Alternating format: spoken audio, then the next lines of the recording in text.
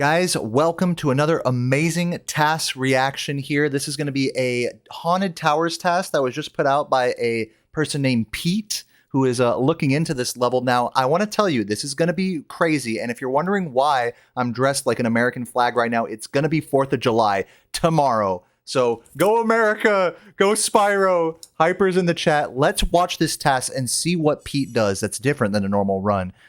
As I mentioned a second ago, this level has Supercharge in it, which in a TAS setting for this game is a really big deal because it allows you to do a non-human viable strat called Supercharge Sharp Turning. So you're going to see right here that he's basically going to beeline for the Supercharge ramp. Now, he does a proxy off of this wizard right here, which is actually just so sick. You'll see this in Vortex runs as well that real players do. Real players go for those very precise like little bounces off of the enemy bodies as they hit the floor, as it were. And another one of those super precise to hit it like that. A thing I want to mention is that Pete isn't really like an actual Spyro speedrunner. Look at that amazing movement going up the stairs. And now pay attention to when he turns here, because he's going to do some sharp turning. Now turns like this, never possible for like a human player. And especially look at how satisfying that cleanup is in that room. But one thing I wanted to point out is that there are some, like, this isn't meant to be a super optimized task yet. This is just kind of looking at potential routing for this level, and I'm really hoping to see more looking into this level. And the reason why is because of this section coming up right here in just a moment after. Actually, wait a minute. This is the crazy part, routing-wise. Look at this. He goes all the way around this area, and then just wait to see how he gets back to that area. It's so cool. Of course, all the gem cleanup is just so satisfying. You love to see it. Turn it around, and then he somehow jumps off of that. There's probably only one polygon there that wouldn't bonk him. I mean, that's just so insane that he was able to do. Now, getting up there, notice that he stops the supercharge. Think about if we could continue the supercharge up into this area. I think that's going to be the future of tassing this level, but the trick about it is having enough speed in order to do that. So there's going to have to be some sort of way to manipulate more speed from the ramp than what we normally have. Now, you'll notice, going back to Pete isn't really like a Spyro like player per se. He's just like exploring tasks and stuff. So what I want to say about it is that I think there is potential for getting more speed than what Pete is able to get here by abusing the supercharged ramp mechanics and possibly going over it multiple times. But if you could get supercharge up into this area, up there where all the fairy and everything was, think of how crazy that would look, like climbing up all those stairs there with supercharge. So I think that's going to be like the next frontier of tasking this level. But for what it's worth, just all the cleanup just up until that area is so cool, and I love the routing where he goes all the way back into the main area. One thing about this level that's just a weird kind of fun fact is that first area where the first fairy in the level, all the way back near the start, if you pass by the enemy in her room early, like kind of how he does here, he just kind of skips past everything.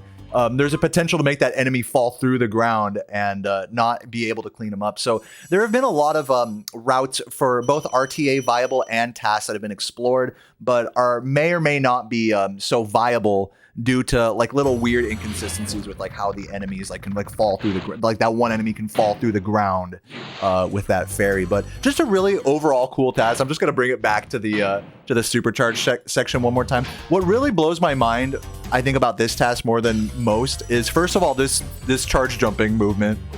Actually insane. That is like some very overly precise shit. And then, of course, you know, these supercharged sharp turns, but really I think what's most satisfying to me is this area where he goes all the way back towards the beginning here. Like, look at this.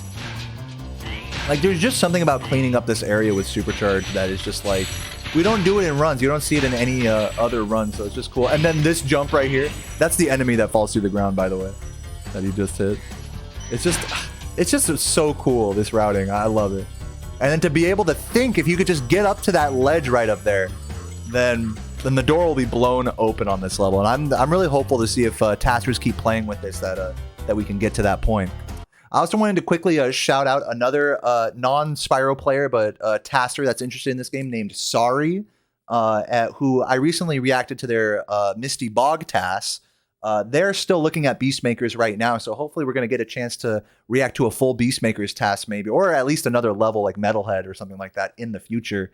But it's really cool to see, just overall in conclusion, I think it's really cool to see non-Spyro players exploring tasking of this game, because you know, to my eye, it's like, you know, especially near the start, it's like, oh man, why isn't he doing more like skitter jumps, for example? Like, you'll see right here, whenever he goes up like like this ramp right here, you're supposed to hold X and square, but like he doesn't know that because he's not a Spyro player, right? So it's funny to see like little tiny unoptimal things like that. Again, this isn't meant to be optimal, so it's not like a dig on him or anything, but it's just interesting because you know, you can tell that it's a non-Spyro player making these TASs. So, and we always think of TASs as being like, okay, it's always optimal.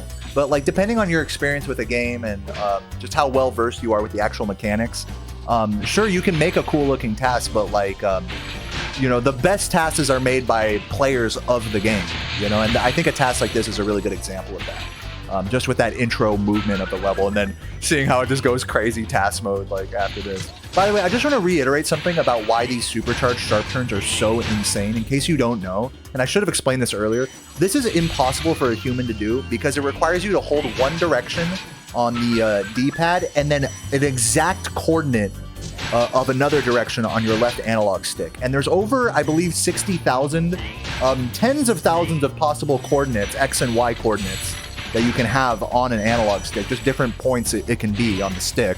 So to do an exact coordinate on the analog stick is basically is essentially humanly impossible. It is technically possible, but it's like it's so precise that it's really just it's basically humanly impossible. So every time you see him do those sharp turns like that, and again, like climbing up these stairs like with like that beautiful like charge jumping movement, like in a normal run you'd bonk there all the time doing that shit. So it's really cool to see TASs like this. If you enjoy TASs like this, as well as some of the illumination into the mechanics behind it, feel free to leave a comment, leave a like, and let me know if you want to see more Spyro TASs in the future. I have a feeling that, like I said earlier, that more might be coming. So if you like these types of videos, let me know down below and leave a like. And until next time, my name is Dayo, and I will catch you guys in the next one. Happy 4th of July, and keep on chugging. Cheers. Cute chat.